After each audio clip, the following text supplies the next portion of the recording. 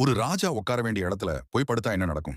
தலை துண்டிக்கப்படும். ஆனா சங்க காலத்துல அப்படி ஒரு தப்பச் செஞ்சவருக்கு ராஜா விசிறி வீசி சேவை செஞ்சார்னா நம்புவீங்களா?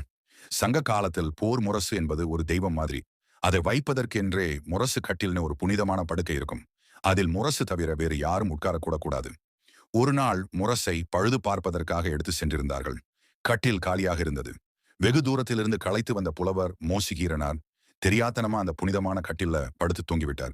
அங்கே வந்த சேர மன்னன் இரும்புறை இதை பார்த்தான். சட்டப்படி பார்த்தா அந்த புனிதத்தை கெடுத்த குற்றத்துக்கு அந்த இடத்திலேயே அவருக்கு மரண தண்டனை கொடுத்திருக்கணும். ஆனா அந்த ராஜா கோவப்படல. இவர் தமிழை வளர்க்கும் ஒரு அறிஞர், களைப்பில் தூங்குகிறார்னு புரிஞ்சுக்கிட்டானர். கத்தியை எடுக்க வேண்டிய கைகள் விசிறியை எடுத்தது.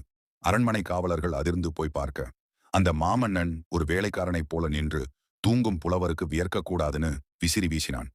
கண் விழித்த புலவர் இதை பார்த்து பதறிப்போனார். அதிகாரத்தை விட கல்விக்கே மரியாதை அதிகம்னு தமிழன் உலகுக்குச் சொன்ன தருணம் இது. இது போன்ற கதைகளைப் பற்றி அறிந்து கொள்ள எங்களை பின்பற்றுங்கள்.